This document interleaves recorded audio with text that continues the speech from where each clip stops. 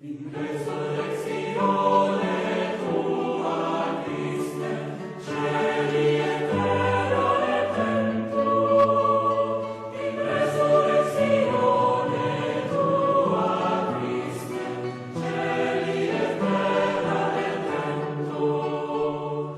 In resurrectione. Poder llevar a cabo esta pequeña ponencia con ustedes es el método Ad Fontes. Por lo tanto, vamos a hacer un pequeño recorrido histórico. Pero antes de hacer este recorrido histórico, me gustaría ofrecer una breve reflexión sobre la naturaleza de los sacramentos, porque creo que esto es muy importante y lo debemos de hacer. Y voy a tomarlo de la Sacrosanctum Concilium, que en el artículo 59 afirma: los sacramentos están ordenados a la santificación de los hombres, a la edificación del cuerpo de Cristo y, en definitiva, a dar culto a Dios. Pero en cuanto a signos, también tienen un fin pedagógico. No solo suponen la fe, sino que a la vez la alimentan, la robustecen, la expresan por medio de palabras y de cosas. Por esto se llaman sacramentos de la fe. Confieren ciertamente la gracia, pero también su celebración prepara perfectamente a los fieles para recibir fructuosamente la misma gracia, rendir el culto a Dios y practicar la caridad. Por consiguiente, es de suma importancia que los fieles comprendan fácilmente los signos sacramentales y reciban con la mayor frecuencia posible aquellos sacramentos que han sido instituidos para alimentar la vida cristiana. Este artículo de la Constitución presenta una visión completa sobre la naturaleza de los sacramentos, sugiriendo algunas líneas teológicas. Primero, los sacramentos sirven para la santificación de los hombres. Los sacramentos están ordenados a la edificación del cuerpo de Cristo. Los sacramentos están ordenados al culto de Dios.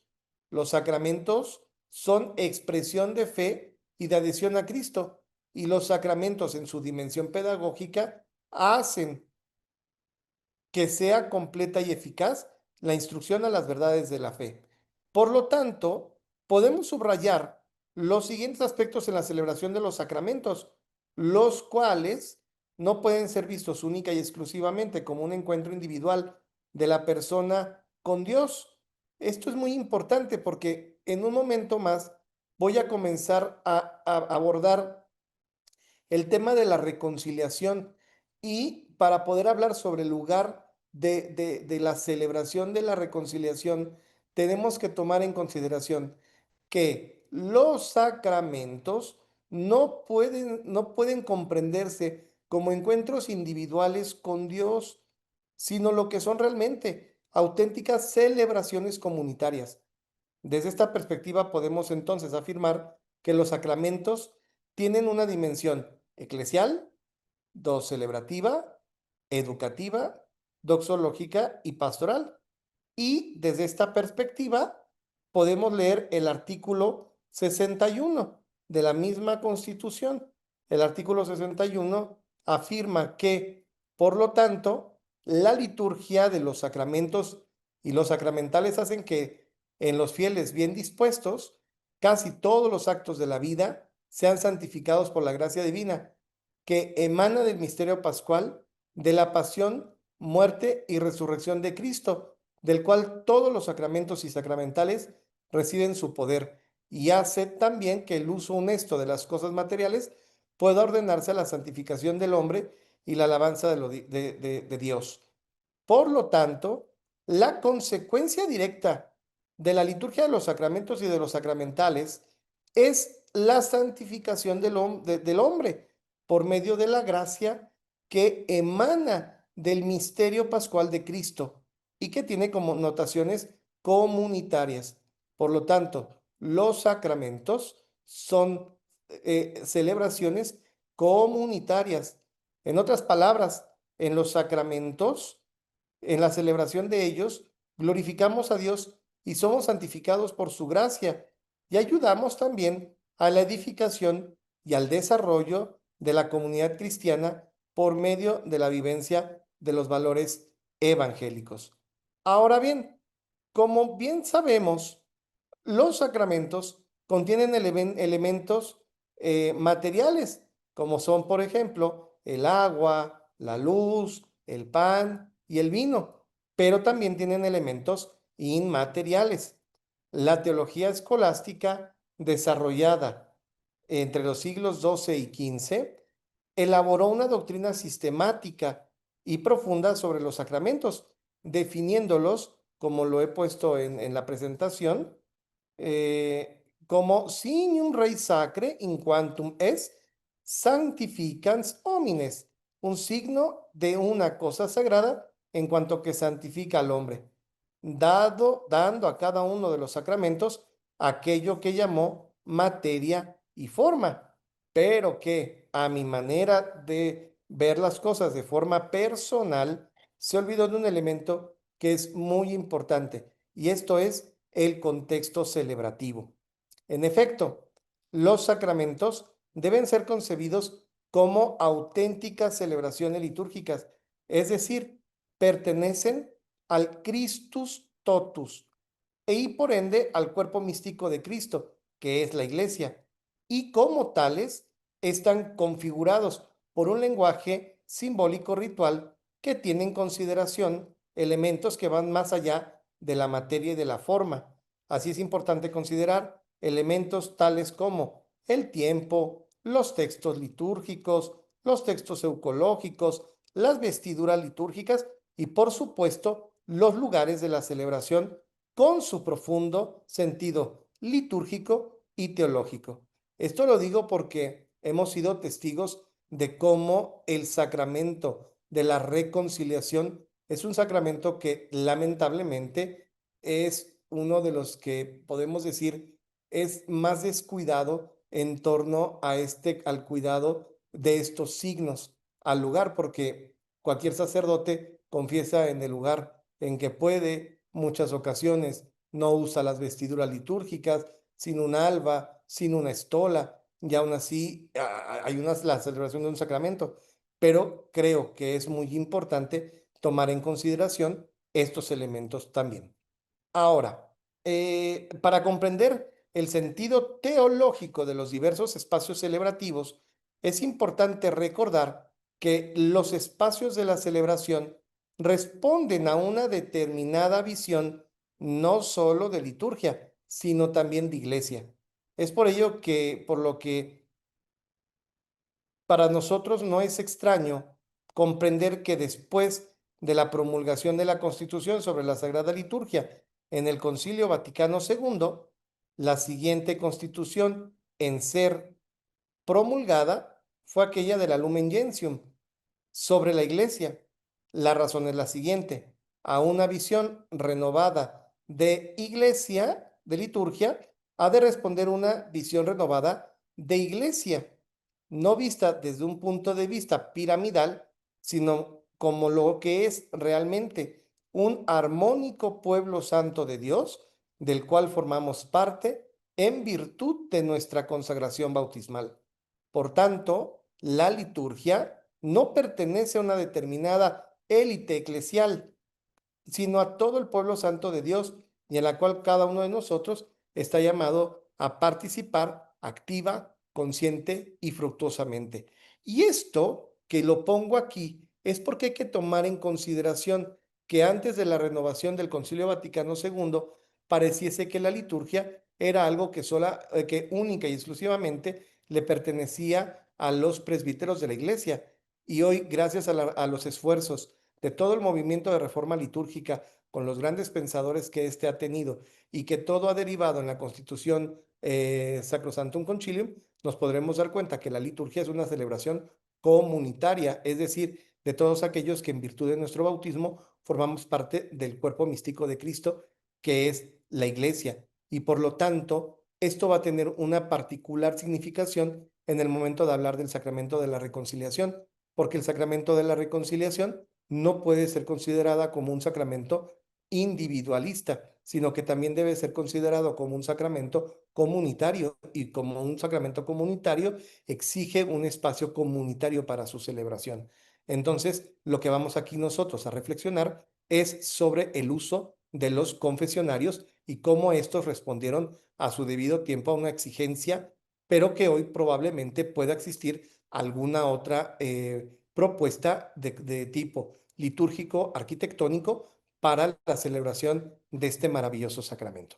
Así que, habiendo realizado esta pequeña introducción, vamos a pasar ahora a la reflexión sobre el sacramento de la reconciliación y sobre el lugar justo de su celebración. Y para ello ofrezco este breve panorama histórico.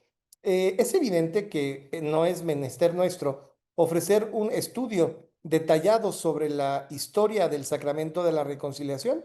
Sin embargo, para poder reflexionar sobre la historia y el sentido teológico de la sede de la penitencia, debemos comprender un poco sobre el desarrollo histórico del sacramento en cuestión. Y vamos a comenzar por el Nuevo Testamento. El fundamento del sacramento de la penitencia se encuentra en las enseñanzas de Jesús, particularmente en aquello expuesto en el Evangelio de San Lucas con las parábolas de la misericordia.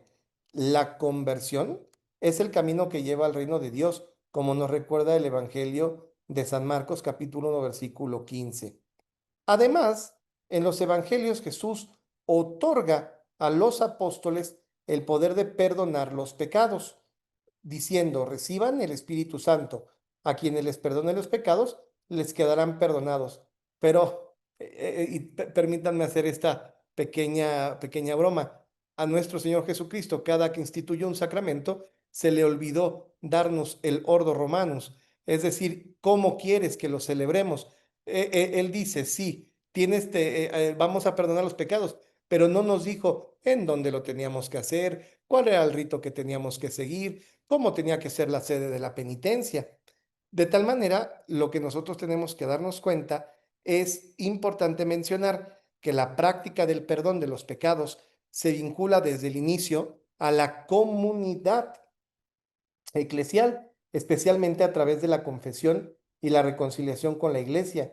Y esto lo podemos observar con la parábola del hijo pródigo, la cual ofrece una representación simbólica de la experiencia del pecado, el arrepentimiento, la conversión y el perdón misericordioso del Padre.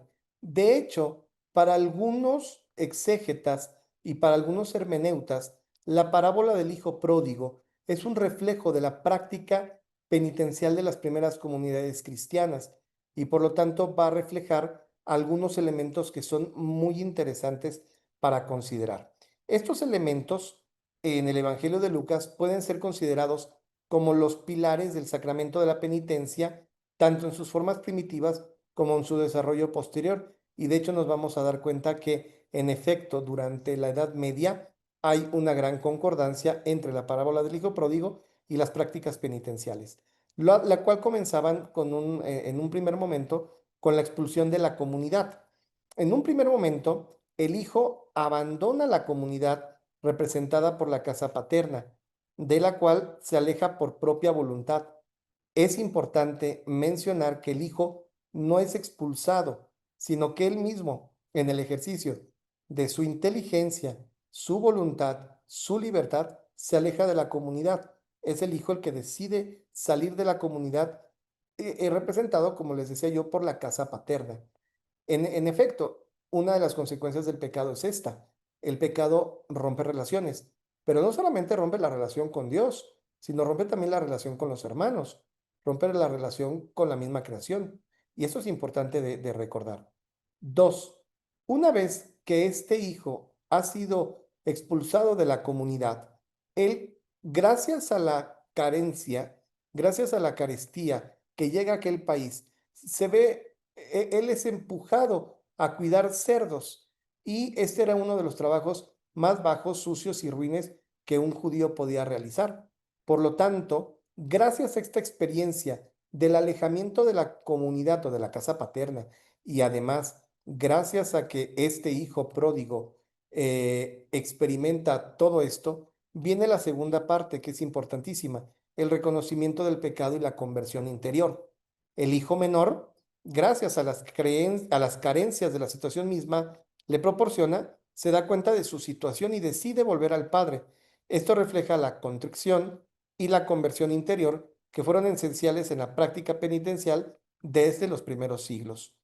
3. La confesión del pecado. El hijo pronuncia su pecado ante el padre y lo que puede compararse con la confesión, aunque no en un sentido sacramental formal, sino como un acto de humildad y de verdad ante Dios. Se encuentra el reconocimiento del pecado. Padre, he pecado contra el cielo y contra ti. Ya no merezco llamarme hijo tuyo. Trátame como uno de tus criados. Luego viene el perdón y la reconciliación. El Padre no solo perdona, sino que restablece la dignidad del Hijo, lo cual simboliza la reconciliación plena con Dios y la comunidad. En la iglesia primitiva, el perdón de los pecados también tenía una dimensión comunitaria. ¿Por qué? Porque reconciliarse con Dios era reconciliarse con los hermanos. Y esto es muy interesante, porque entonces va a concluir este proceso de la reconciliación a través de la fiesta. Tanto en la parábola del hijo pródigo como en las otras dos parábolas, aquella de la moneda o del dracma perdido, como aquella de la oveja perdida, concluyen siempre con la fiesta, es decir, el retorno a la fracción del pan o bien a la Eucaristía, de la cual el pecador se había separado. Entonces, como podemos darnos cuenta, y esto es bien interesante, que existía todo un grande proceso que culminaba en la reconciliación, no solamente con el Padre, sino también con la comunidad. Esto es sumamente muy importante, no lo debemos de perder de vista.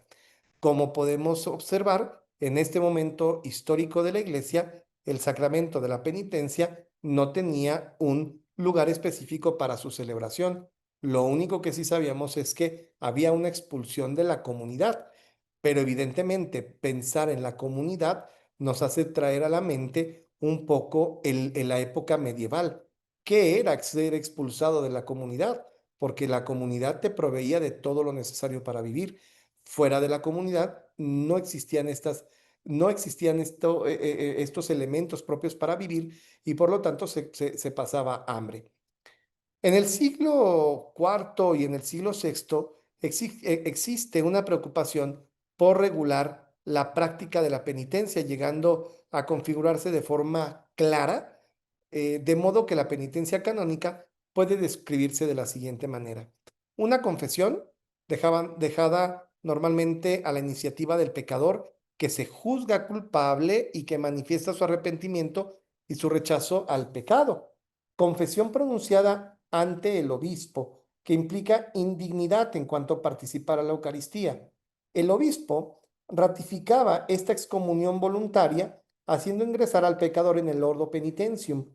Este rito estructurado y público era aquel mediante el cual un cristiano que había caído en pecados graves, como por ejemplo la apostasía, el homicidio y el adulterio, podía ser reincorporado a la plena comunión con la iglesia solamente una vez en la vida. La penitencia no podía ser reiterada. ¿Por qué? Porque ya había hacia el siglo, estamos en el siglo cuarto al siglo sexto, y durante aquel tiempo ustedes deberán de recordar que en la iglesia existía un proceso para iniciarse a la vida cristiana, que era el proceso del catecumenado. Es decir, la persona ya había realizado una primera conversión. Ok, ya había accedido a los sacramentos de la iniciación cristiana, pero después de ello, si la persona volvía a caer, se consideraba que era posible que hubiera por ahí algún defecto en su propia conversión, pero más no, no se podía perdonar, porque entonces, si ya no había un verdadero deseo de conversión, simple y sencillamente ya se pensaba que esta persona no deseaba convertirse. Entonces, solamente por eso el ingreso al orden de los penitentes se hacía a lo más alejado o al fin de la vida. De aquí puede venir un poquito, fíjense muy bien, ya desde el medievo, la práctica de los sacramentos, por ejemplo, este sacramento al final de la vida, porque si solamente podía ser una vez más perdonado por la iglesia, lo podías retrasar hasta el final. Y de hecho, había una recomendación que los jóvenes no fueran o no pudieran ser ingresados en este orden de los penitentes dado su juventud. Este proceso los distinguía del resto de los fieles. El ingreso en el orden de los penitentes solía darse el miércoles de ceniza. Esto era lo que aquí pasaba. Entonces, la persona había pecado, la persona era expulsada y de hecho, aquí hay, y ya para aquel entonces, en las grandes edificaciones, esto lo vamos a ver sobre todo en el desarrollo de la Edad Media, pero existían algunas catedrales, algo a la que se le llamaba la puerta de Adán, y esta puerta de Adán era una puerta a través de la cual eran expulsados los pecadores públicos y contenía elementos iconográficos muy interesantes, como eran unos ángeles flamígeros que marcaban, era esta la idea del libro del Génesis y la expulsión del paraíso. Si la iglesia representaba el paraíso, estar fuera de ella y no se podía retornar al paraíso. Y comenzaba esta práctica propiamente con la imposición de la ceniza. Y entonces existía todo un proceso, ¿no? que se llevaba a cabo. La celebración entonces consistía en un rito público presidido por el obispo. Tenía lugar una petición solemne de intercesión a la comunidad, que por cierto la realizaba el diácono. Esta era invitada a orar por el pecador y vigilar discretamente su observancia principal. Los ritos típicos consistían en la imposición de las manos del obispo, la entrega del cilicio para que pudieran hacer penitencia e incluso a veces la tonsura y el crecimiento de la barba o del cabello. Seguía el rito de la expulsión de la comunidad y esta excomunión litúrgica no era propiamente una remoción de la comunidad, sino una progresiva restitución hacia el altar que culminaba en la solemne liturgia de la reconciliación de las penitentes que se daba tiempo después. Después de este primer rito que existía, había una satisfacción, una separación visible de la comunidad eucarística que se prolongaba más o menos, que era también propiamente una separación sociológica de la comunidad de los fieles, como una especie de exilio lejos de la ciudad. Además, el penitente debía cumplir una serie de actos penitenciales durante un tiempo determinado. A veces eran años, ayunos, oraciones, obras de caridad, exclusión de la Eucaristía y participar solo parcialmente en la vida litúrgica. Reitero, muy al estilo del proceso de iniciación a la vida cristiana con los catecúmenos, quienes sí participaban en una parte de la liturgia, pero su participación no era completa. Y finalmente, la reconciliación solemne. Una vez que el pecador había realizado todos estos actos propios, entonces retornaba a la iglesia, a la iglesia catedral el jueves santo por la mañana. Esto es bien interesante porque entonces el obispo, en unión con los canónigos de la iglesia, salían a la puerta principal de la iglesia para acoger a los pecadores. Este proceso era un rito que, como les decía yo, era celebrado por el obispo y readmitía al penitente a la comunidad eucarística, a la reintegración en la comunidad y el perdón de los pecados significada por el obispo mediante la imposición de las manos. Como ustedes se pueden dar cuenta, entonces, existían los mismos elementos que en la parábola del hijo pródigo, la expulsión de la comunidad, la práctica de las obras de penitencia, el retorno, el abrazo del Padre y la fiesta, que era comprendido como la participación en el trido pascual, en la celebración del misterio pascual. El objeto de la penitencia canónica o antigua eran solamente los pecados graves. Estos eran llamados peccata mortalia. No requerían penitencia canónica o antigua los pecados veniales denominados peccata minuta. El proceso penitencial aseguraba la expiación, daba el perdón de los pecados graves, tenía un sentido comunitario e incluso público y se desarrollaba bajo la tutela del obispo. Como hemos visto, la comunidad participaba del proceso de conversión y pedía por los pecadores, pedía por la reconciliación de los pecadores y también la comunidad entraba en un proceso de oración intensa por todos aquellos que participaban del ordo de los penitentes. Pues era muy interesante. Aquí hasta el siglo VI, la reconciliación era una acción de la comunidad misma. La comunidad participaba en todo el proceso de la reconciliación y el lugar, hasta este momento, el lugar propio de la celebración era la misma aula litúrgica, pero de forma particular la puerta de la iglesia, en donde el obispo acudía, como les decía yo, en unión con sus presbíteros para reconciliar a los pecadores y reintegrarlos a la celebración eucarística. Con el tiempo, esta práctica pública y rigurosa fue percibida como demasiado severa y poco pastoral. A partir del siglo VI fue sustituida progresivamente por la confesión privada y repetible. Les decía yo que esta penitencia canónica o esta penitencia formal, solemne, solo se podía realizar una vez en la vida. Pero al ver que era muy rígida y muy dura, los monjes irlandeses traen una nueva idea de cómo poder hacer propiamente esta reconciliación. Entonces pasamos a la Edad Media, que vamos a ir del siglo VI al siglo XII, con la influencia de los monjes irlandeses y anglosajones. Se introduce la confesión privada y repetible, más accesible y confidencial. El penitente confesaba sus pecados a un sacerdote, quien le imponía una penitencia proporcional.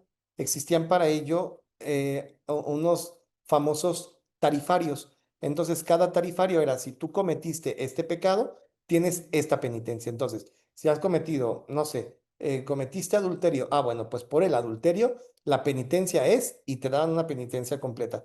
Entonces, decía don Marcus Timister, un gran profesor de esta materia en Sant Anselmo, que hacia aquel entonces la penitencia parecían más matemáticas. Había que ir sumando la penitencia y después de ello, además es que se podía cambiar la penitencia, podía ser sustituida porque si te había, no sé, tenías que rezar 100 Padres Nuestros, bueno, pues entonces hacer una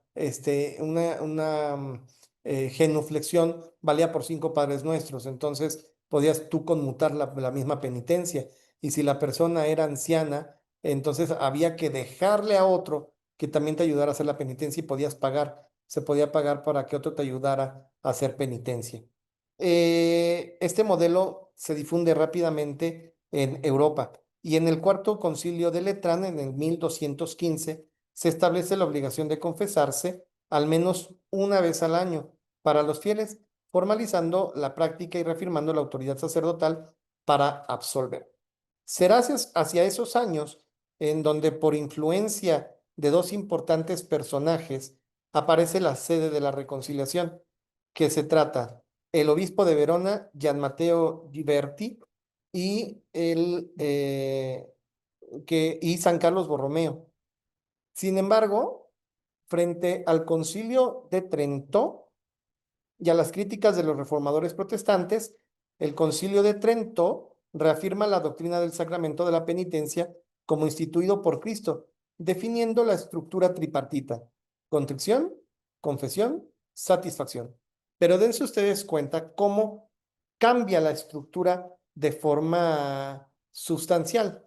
Lo que antes comenzaba con la confesión: yo me confieso pecador, salgo de la comunidad, practico la penitencia y retorno después de haber experimentado todo este efecto de la contrición. En el Concilio de Trento no es así, pues comienza con la contrición, voy, confieso mis pecados y me es impuesta una penitencia. Cambia completamente. El Concilio de Trento confirma que solo los sacerdotes pueden absolver válidamente los pecados y se promueve la confesión frecuente. Pasando al Concilio Vaticano II y la renovación pastoral, hemos de recordar que el Concilio Vaticano II no modifica la doctrina esencial del sacramento, pero impulsó una renovación pastoral y litúrgica, destacando que el carácter de reconciliación no solo puede ser con Dios, sino también con la comunidad eclesial.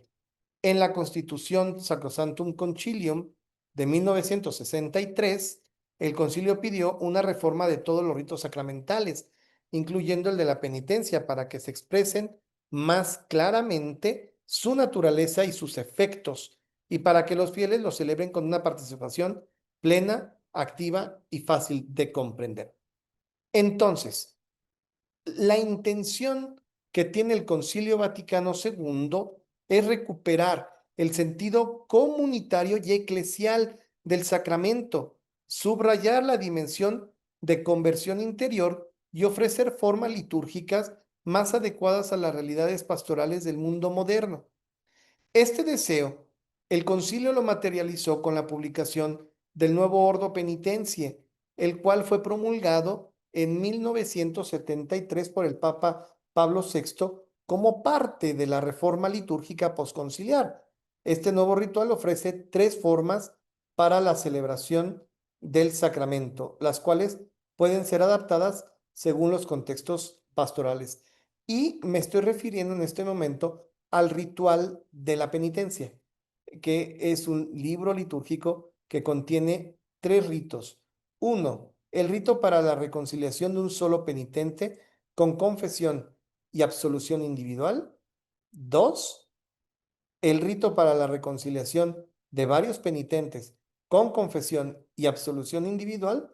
Y tres, el rito para la reconciliación de varios penitentes con absolución general sin confesión individual previa. Lo que, por lo tanto, lo que trata de hacer el ritual es darle una dimensión comunitaria a este sacramento, pero todavía por ahí parece que no lo logra de forma muy graciosa, porque incluso una de las cosas que decíamos, creo que nadie en la vida ha visto un presbítero yendo al confesionario con el ritual en la mano, como lo hace cuando va a bautizar, que lleva el ritual en la mano, cuando va a casar, lleva el ritual en la mano, cuando va a bendecir algo, lleva el ritual en la mano, pero para la celebración de este sacramento no. Pareciese que es un sacramento al que se le ha descuidado esta parte celebrativa. Por eso comencé la exposición aludiendo a esta parte constitutiva de la celebración de los sacramentos, la dimensión comunitaria y celebrativa.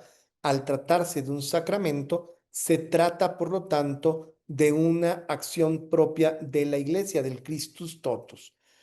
Vamos entonces ahora a centrar nuestra mirada en el lugar de la celebración.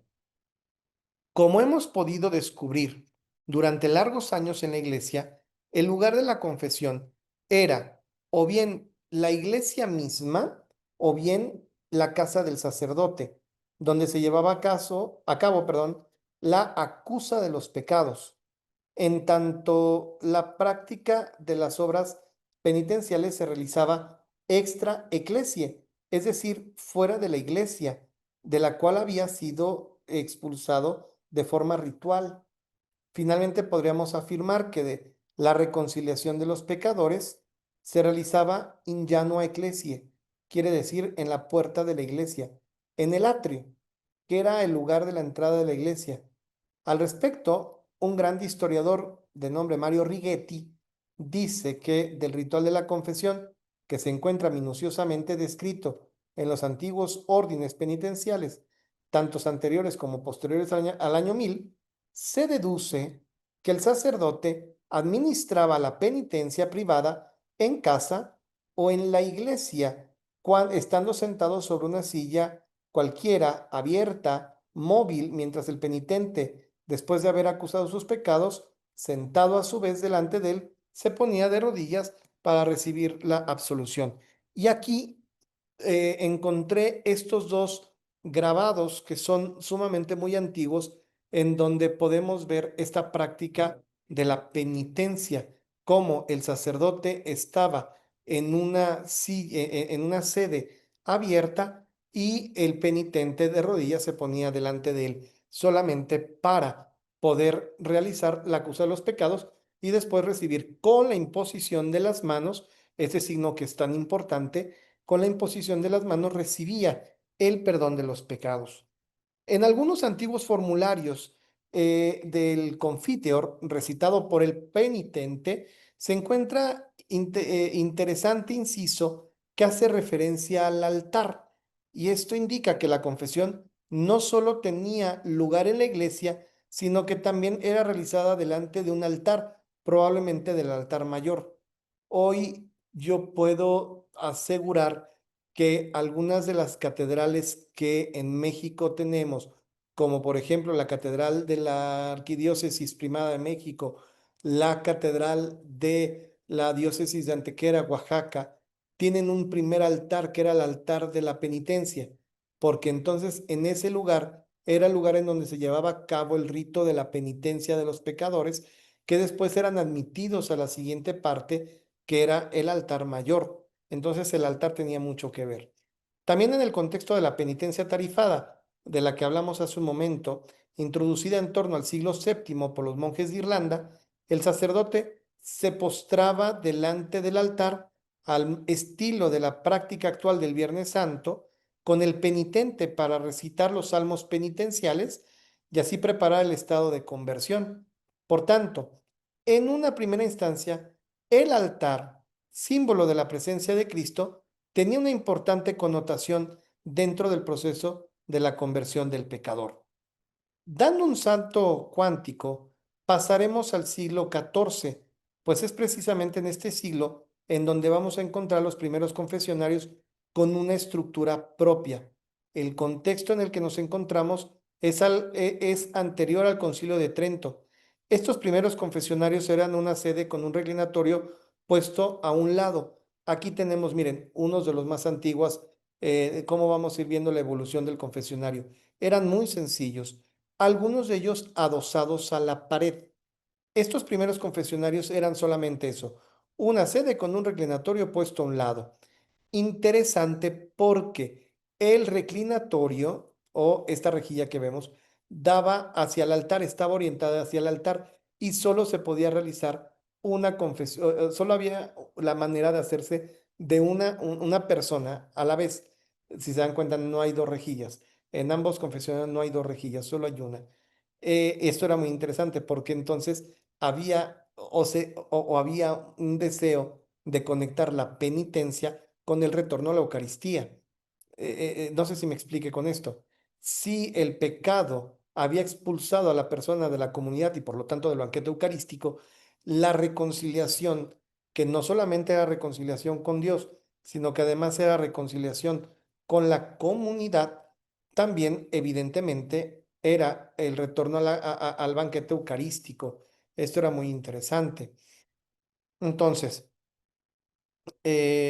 continuó con el obispo de Verona, Gian Matteo Ghiberti, quien en las constituciones dadas por él en 1542, por motivos de orden pastoral y disciplinar, interviene también a propósito del lugar de la confesión y dice, aquí lo vamos a ver, para evitar escándalos que a veces pueden suceder en el ministerio de las confesiones, establecemos que ellas, especialmente aquellas de las mujeres, de ahora en adelante se hagan siempre en un lugar abierto y evidente, de manera que igualmente se pueda ver al confesor y al penitente. Además, establecemos y ordenamos que entre el sacerdote y el penitente exista una tabula, una cum fenestella, supra quam sit una gradata seu lamina perforata, es decir, con una tabla que tenga una lámina perforada. Esta tabla la denominamos confesionario y en todas las iglesias ordenamos que sean erigidos los así llamados confesionarios, que son, este era el estilo a lo que se refería este obispo. Como podemos observar, Gian Matteo Ghiberti fue pionero en la implementación del confesionario, tal y como lo conocemos hoy, pues introdujo una estructura separadora en forma de tábula divisoria para proteger la privacidad de las mujeres penitentes y evitar la solicitatio ad turpia, tentación a la impureza por parte del confesor. Entonces, la motivación para la realización de estos confesionarios es de orden disciplinar, no litúrgico, disciplinar. Y esto es muy importante, porque entonces hablamos que se trata de una cuestión de disciplina, no litúrgica. Entonces vamos a ver cuál es el problema cuando el derecho canónico entra en confrontación con la liturgia.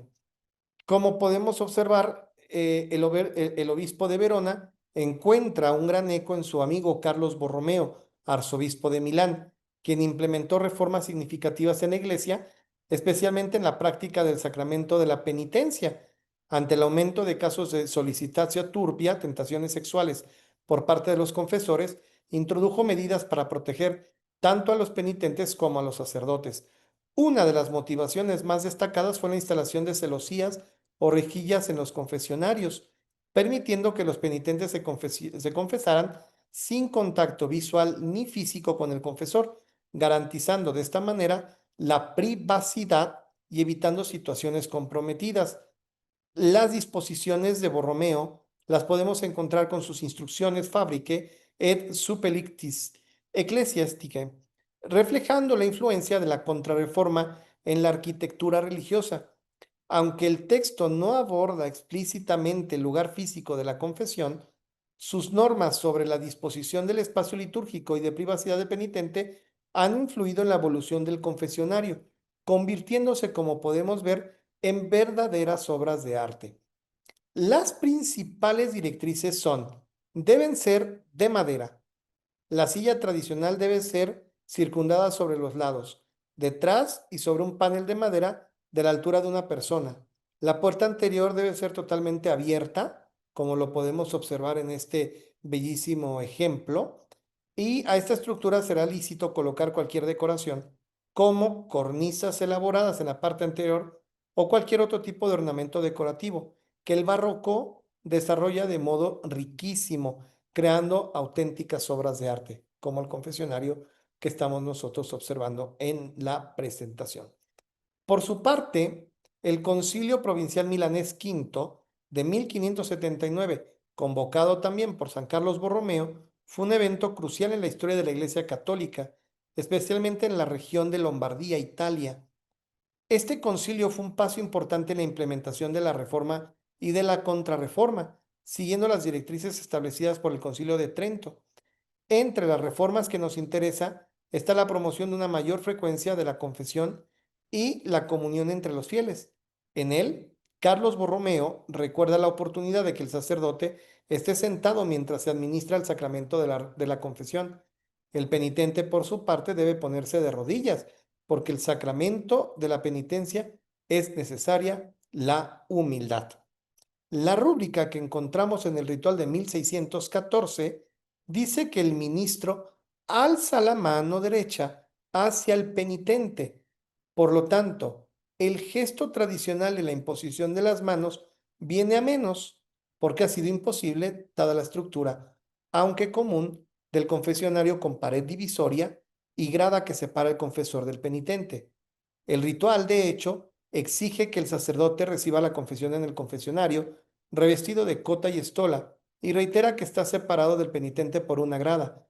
Pero aquí está el problema que yo les decía, entre la cuestión práctica, la cuestión pastoral y la cuestión litúrgica.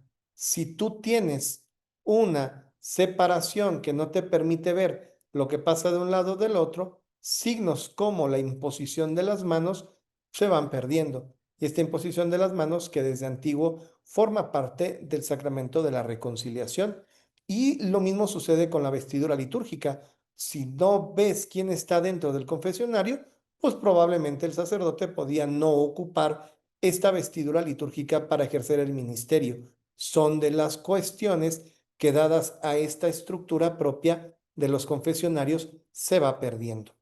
En los siglos sucesivos, la tablilla colocada sobre el borde, perdón, la tablilla colocada sobre el borde de anterior del confesionario a la altura de la grada, querido por Borromeo para esconder el rostro del penitente y del confesor, se convierte en una puerta que cierra el vano del confesor y amplía de modo simétrico un segundo vano para los penitentes.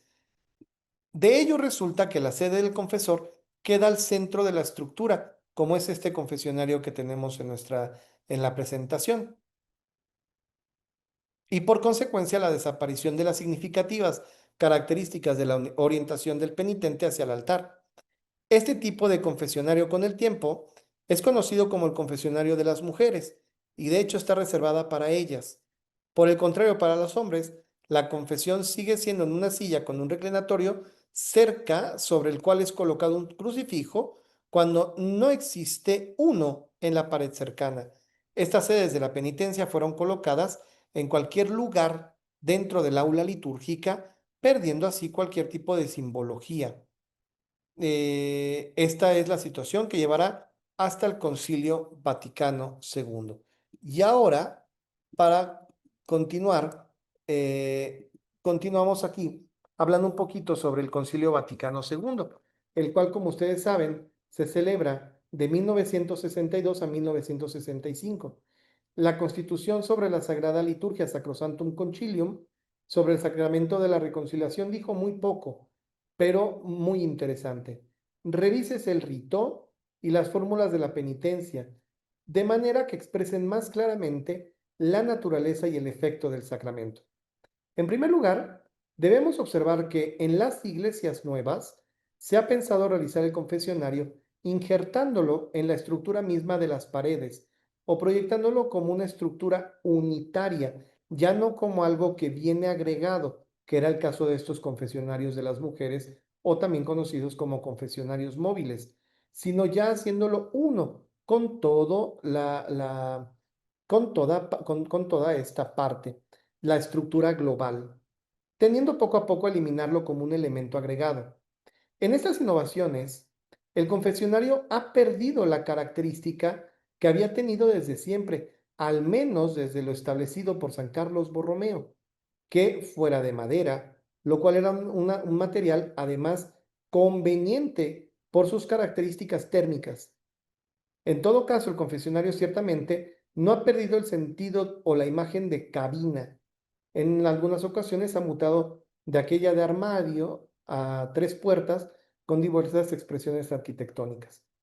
Las preocupaciones del momento han mirado sobre todo a favorecer la comunicación entre el penitente y el sacerdote, sin perder de vista la necesaria privacidad. Hemos podido observar algunas pequeñas transformaciones. Por ejemplo, el paso de la lámina perforada, aquella estructura cuadricular de madera, que aunque sigue manteniendo distante al penitente del confesor, es posible tener una mejor comunicación. Sin embargo, en algunos casos, después del concilio, el confesionario se convirtió en una pequeña sala, a imagen de los locutorios, hasta llegar al confessional room americano de los años 60 o incluso algunas salas que parecen más consultorio psicológico que un lugar para reconciliarse con Dios. Pues si ya hemos hablado entonces del confesionario y su evolución histórica, ahora hablemos un poco sobre la iconografía de los mismos. No debemos de perder de vista que el sacramento, como hemos mencionado anteriormente, es un conjunto de elementos visibles e invisibles, los cuales siguen la lógica de la encarnación, el invisible que se hace visible. Por su parte, la liturgia nos lleva de lo visible a lo invisible. Por lo tanto, además de los efectos propios del sacramento de la reconciliación, su celebración comporta elementos visibles que van más allá del rito, extendiéndolo hasta llegar al lugar de la celebración, su tiempo, las vestiduras y todo esto que forma parte del lenguaje simbólico ritual. Más allá de la tradicional forma de los confesionarios, es posible pensar en estructuras arquitectónicas que puedan sugerir elementos iconográficos ambientales, por lo tanto, al mismo tiempo, mistagógicos, que no solamente velen por la función práctica, sino que sean auténticos lugares de encuentro con Dios y con la comunidad. Para establecer o dar alguna idea sobre cómo debiese o podría ser la sede de este sacramento, hay que tomar en consideración los nombres sinónimos de este sacramento, pues será gracias a ello que se pondrá más atención en uno u otro elemento: confesión, penitencia y reconciliación, porque estos son tres sinónimos con el que se conoce a este sacramento. Si hablamos de confesión, en el sacramento, una vez que el penitente ha reconocido que se ha equivocado porque no ha escuchado la palabra de Dios o porque bien, habiéndola escuchado, no la ha puesto en práctica, el penitente confiesa la suma sabiduría y el infinito amor de Dios. Por lo tanto, la celebración del sacramento debe tener un espacio adecuado para la escucha atenta de la palabra de Dios, porque es la escucha atenta de la palabra de Dios la que suscita la conversión. De hecho, En cada vez que celebramos nosotros el sacramento de la reconciliación, tiene que haber la lectura de la palabra de Dios, que es propuesta por el presidente de la celebración. Pues si bien, si el Concilio Vaticano II nos pide que se revise el rito y el ordo tiene una forma para realizarse, se podría pensar en un lugar que tuviera un espacio adecuado para la escucha de la palabra de Dios. Dos, si hablamos de penitencia, el equivalente griego de este término es metanoia, es decir, un cambio que se contrapone al pecado como amartía, es decir, como error, como fallo, como no dar al blanco, no alcanzar el objetivo. El vocablo latino penitus, del cual deriva el vocablo español penitencia, subraya la profundidad del cambio, lo cual entonces debe cuidar a la penitencia, que no solamente sea vista como una pena, sino como la ayuda para un cambiar de vida. Por lo tanto, pensar en el tema de la puerta también es un símbolo de este cambio, así como es encontrado en la puerta, ¿no? El que va a ser injertado en la comunidad, también se podría pensar en esta colocación del espacio propio de la celebración del sacramento cerca de la puerta, porque esto nos indicaría si de un lado tenemos el bautisterio y del otro lado tenemos la capilla de la reconciliación, que son los caminos para reintegrarse a la comunidad de la cual el pecado nos había expulsado. Finalmente, el término reconciliación pone en consideración no solo la relación con Dios, sino también con el hombre, del pecador con la comunidad. En efecto, el pecado no solamente es una ruptura con Dios, sino también una separación con la comunidad, pues quien peca en contra de Dios, peca en contra de la comunidad, y quien peca en contra de la comunidad, también lo hace en contra de Dios. Este vocablo, reconciliación, pone de manifiesto el carácter comunitario del sacramento, tan querido por el Concilio Vaticano II. El programa iconográfico que deriva del término confesión propone entonces a toda la Iglesia como lugar primitivo del estado de salvación, subrayando especialmente aquel espacio que en las antiguas basílicas romanas era el lugar en el cual era proclamado el anuncio de la salvación y era de hecho el lugar de los cantores, es decir, el lugar delante del altar, con los dos elementos del ambón. Esta era la imagen del jardín del Edén, en el cual retornaban, perdón, los renacidos por el bautismo. Obviamente, tal lugar debe ser considerado como un punto de llegada, así como, así como lo era el antiguo rito de la readmisión de la penitencia. Es imposible poner aquí la vieja estructura del confesionario, así como repetir los gestos del antiguo ritual. Por lo tanto, el nuevo rito adquiriría una gran solemnidad celebrativa si el sacerdote, recordando el antiguo rito, acogiera a los pecadores en la puerta y los acompañara delante del altar. Ahí se impusiera las manos sobre la cabeza en señal del perdón y al mismo tiempo de coronación y de fiesta. Hasta este punto se podría pensar en algunas procesiones intraeclesia, como aquellas del sacramento del bautismo, por ejemplo. Comenzar con la acogida de los penitentes, in llano ecclesiae, es decir, en la puerta de la iglesia, conducirlos al lugar de la escucha atenta de la palabra de Dios, escuchar con ellos la palabra de Dios, conducirlos después al lugar de la confesión para retornarlos al frente del altar y para poder imponer sobre ellos las manos y pronunciar la fórmula de la reconciliación, aunque este modo de proceder podría ser inadecuado y pesado si antes no se reflexiona sobre la naturaleza de la confesión, se confronta en confronto con la dirección espiritual y es adecuado y es acompañado, perdón, con una adecuada catequesis, porque si de algo sí tenemos claridad es que en muchas ocasiones y lamentablemente no sabemos confesarnos. Es decir, vamos al confesionario buscando dirección espiritual y confundimos la confesión con la dirección espiritual, que son dos cosas abismalmente diversas. Ahora bien, si entendemos el sacramento como penitencia, el sacramento propone un camino, probablemente largo, hecho de su vida y recorrido con cansancio, pero que al final lo ayuda a retornar a la casa del Padre, del cual se había alejado. Por lo tanto, la puerta debe ser un buen espacio para reinjertar en la comunidad a los hijos de Dios, al estilo de la celebración del sacramento del bautismo, cuyo rito comienza in llano ecclesia.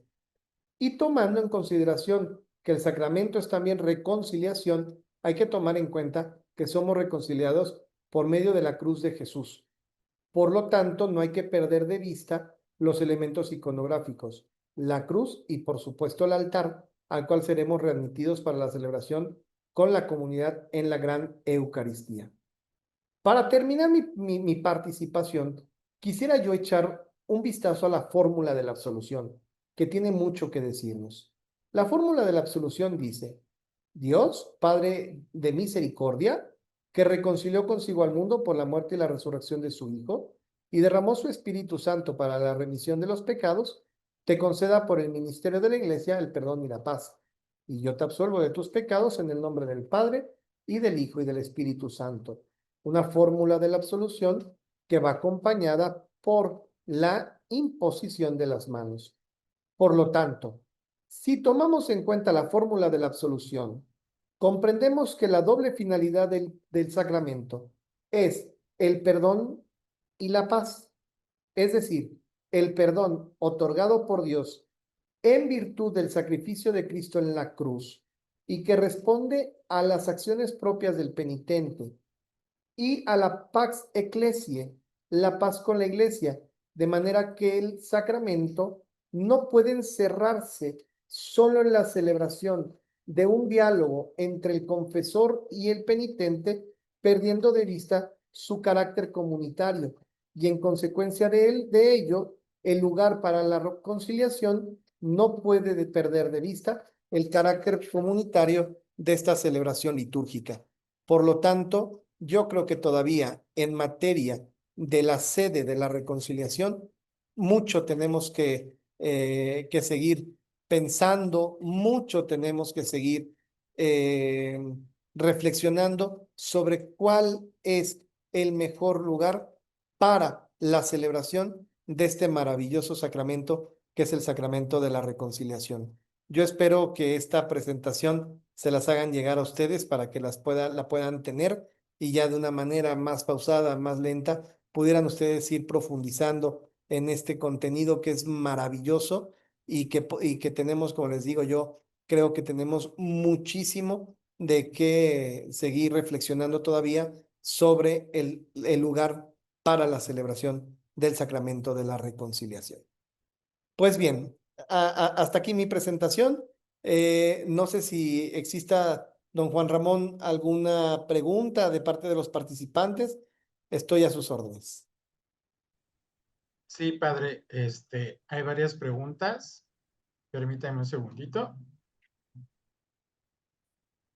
Y la primera pregunta es, ¿un sacerdote nos puede confesar si no usa las vestiduras adecuadas, estola, alba, etcétera?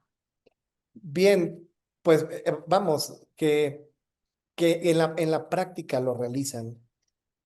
Por eso yo decía que aunque ya San Carlos Borromeo había dicho que no se recibieran las confesiones fuera del sacramento, el mismo Código de Derecho Canónico dice que no se pueden escuchar confesiones fuera del lugar propio para él, ¿no? Fuera del lugar que es el confesionario, tal y como lo conocemos actualmente, como esta cabina propia, ¿no?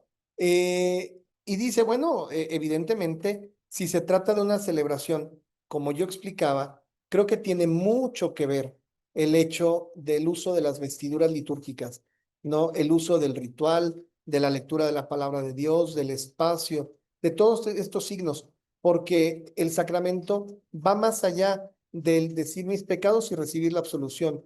Es una celebración que toma en consideración todos estos demás elementos. Entonces, sí, lo puede realizar, pero no es lo más adecuado. Sugerencia es siempre ocupar las vestiduras litúrgicas para celebrar el sacramento de la reconciliación. Gracias, padre. También nos preguntan, durante su exposición nos hizo saber la importancia de la proclamación de la palabra de Dios y dice un participante que sin embargo esta no es la forma más común de confesión. ¿Qué sugerencias usted podría darnos para remediar esta situación? Aquí yo tomaría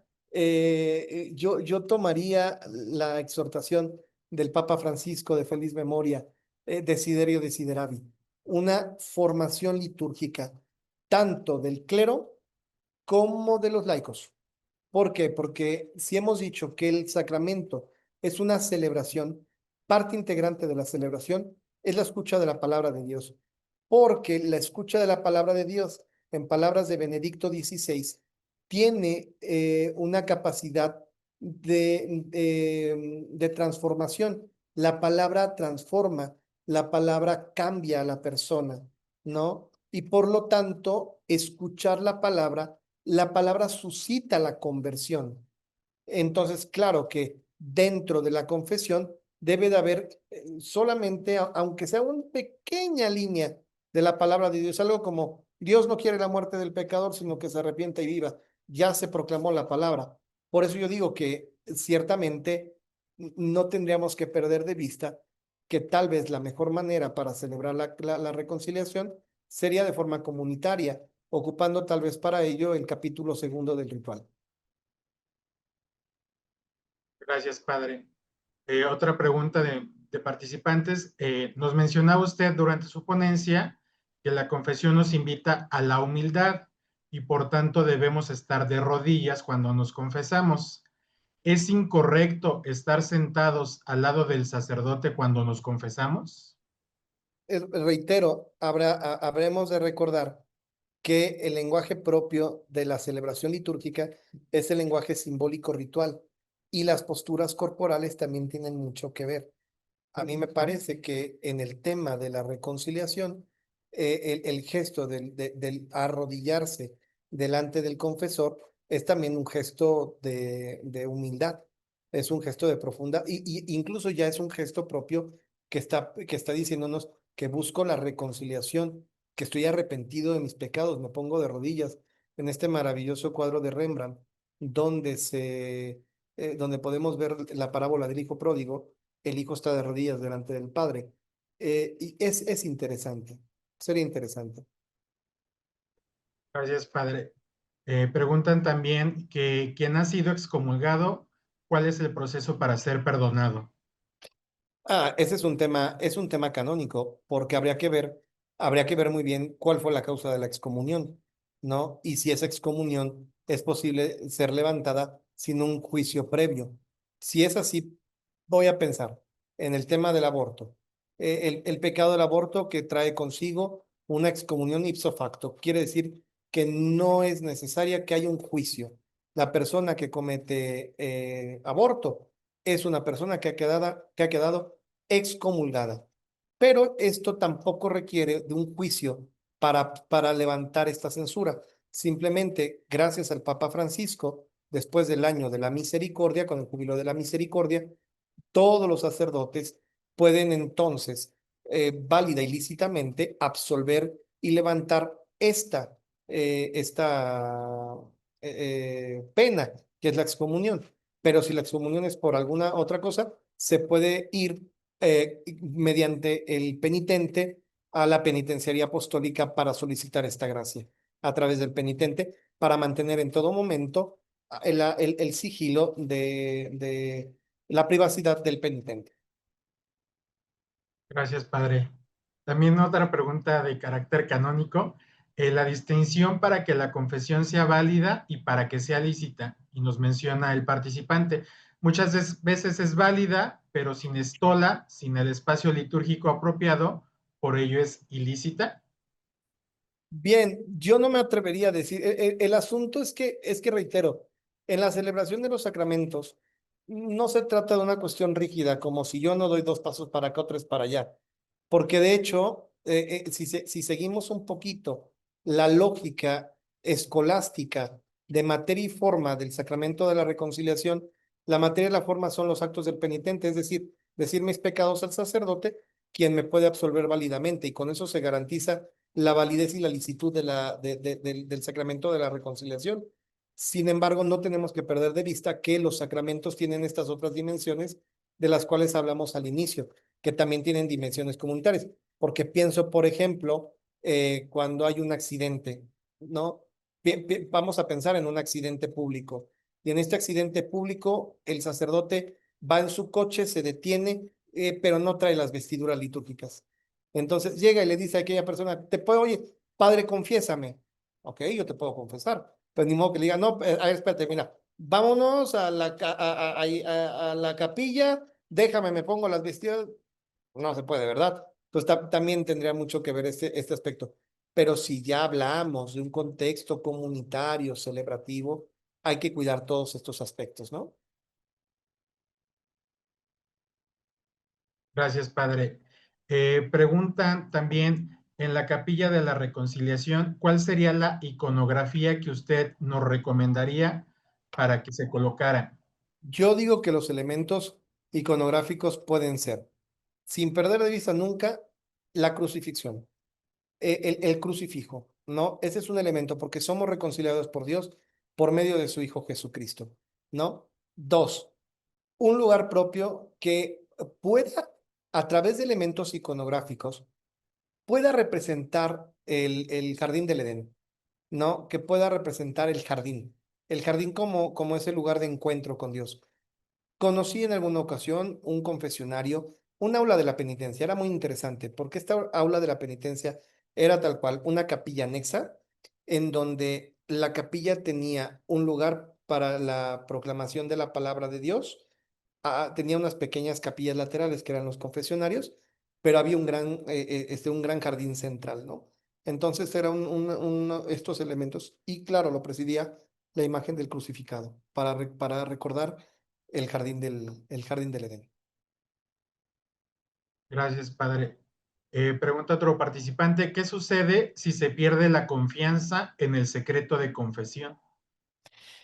Ese es un tema muy importante, pero vamos, yo creo que aquí no debemos de perder la confianza, porque ustedes deben de recordar que el sacerdote que viole el secreto de confesión es excomulgado ipso facto, ¿no? Y hay una pena para él. Entonces, son penas muy severas que por lo tanto yo invitaría a la confianza total, plena, ¿no? Al secreto de confesión. Reitero, es uno de los secretos mejores guardados porque la ruptura del sigilo, del sigilo sacramental trae consigo la excomunión. Gracias, padre. Preguntan si la confesión se da después de haber acudido a misa, ¿aún así se requiere la palabra de Dios? Es que este es un asunto muy interesante, porque aquí regresamos. Hay elementos que todavía no han sido considerados. Hay uno de ellos que yo de forma personal lo veo. Pienso de pronto en la confesión para perdonar los pecados mortales, que tendría que ser distinta, al menos en la fórmula de la absolución, en aquella que solo perdona los pecados veniales. Porque la práctica de la confesión de los pecados veniales es una práctica muy buena y piadosa, que mucha gente sigue realizando. El pecado venial no rompe la relación con Dios, ¿no? La lastima, pero no la rompe. Y en este sentido estricto, entonces no se necesitaría la confesión de los pecados veniales. Sin embargo, sabemos que es una práctica arraigada en la iglesia. Pero por lo tanto, no podría yo absolver con la misma fórmula aquel que confiesa los pecados veniales que aquel que confiesa los pecados mortales. Por lo tanto, es cierto que lo mejor sería tener. El tema aquí es que detrás de esto existe un tema de pastoral, ¿eh? Debemos de fomentar la pastoral de la penitencia. Esto es lo que debemos también hacer. Y la pastoral de la penitencia tiene que recordarnos el carácter comunitario y social del pecado. Ahorita estamos hablando de los diálogos por la paz y todo esto, y cómo con la celebración del sacramento también se puede uno ir forjando la paz. Por lo tanto, concretamente con la pregunta que me hacen, ¿Qué pasa si después de la celebración de la misa se confiesa a la persona? Bueno, pues ya escuchó la palabra y probablemente la palabra de Dios que escuchó en la celebración litúrgica fue la que le movió a la confesión. Ya está, ¿no? La palabra en este carácter performativo ha cumplido con su objetivo. Gracias, padre. Pregunta otro participante, ¿qué es una capilla o templo expiatorio? Bien, ahí es un lugar en donde se encuentra la presencia de Jesucristo presente en la Eucaristía, un lugar propio para ir a pedir perdón por los pecados de la humanidad, por los pecados de la comunidad, un lugar de encuentro del hombre con Dios, para expiar los pecados. Gracias, padre. Preguntan otro participante, a lo largo de la jornada hemos visto los mejores lugares o la mejor disponibilidad para diferentes capillas como la del Santísimo Sacramento o el Bautisterio. Usted hace un momento nos comentaba que lo ideal sería que incluso el sacerdote lo recibiera en la puerta. ¿Usted sugiere, cuál sugeriría que es la mejor ubicación de la capilla de la reconciliación o si basta con un confesionario?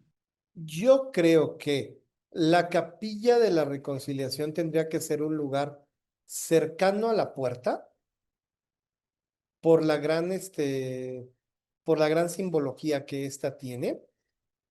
Y yo lo haría a forma de decía, a ver, en alguna ocasión tuve la oportunidad de platicar con Monseñor Miquel, el regente de la penitenciaría apostólica, y hablábamos precisamente de esto, ¿no? Y decíamos, hay que respetar la privacidad del penitente. Si el penitente no quiere que sea conocida su identidad, es un derecho del penitente. Por lo tanto, tendría que tener un lugar propio para una rejilla propia que mantuviera, que no pudiera llover la otra parte, pero también dar la posibilidad a quien quisiera tener un diálogo franco cara a cara con el confesor, ¿no? Pero en un lugar, pero en un lugar, en una capilla, así como se habla de la capilla de la Reserva Eucarística, del Bautisterio, yo hablaría también de una capilla de la Reconciliación propiamente como esto, como una capilla que tuviera un lugar propio, no que una puerta, que tuviera un ambón, que tuviera un lugar para, para escuchar las confesiones, ¿no? Gracias, padre. Y ya por último, pregunta otro participante si se considera ruptura del sigilo de confesión el hecho de que un sacerdote diga en público algún pecado confesado. No, porque para poder haber ruptura del sigilo del sacramento, se tiene que decir quién y qué hizo, ¿no? Si yo solamente digo, no, a ver, como algún hermano, o hay un pecado que, sin decir, ¿no? Aunque, ciertamente, de estos temas, mejor ni hablar, ¿no? Son temas que mejor no se tocan, se quedan en el confesionario y listo. Muchas gracias, padre Jonathan. En un Con- momento, Monseñor Raúl le va a dirigir unas palabras y le va a entregar su reconocimiento agradeciendo su tiempo y su participación. En un momento estamos, señor Raúl, con usted. Gracias. Sí.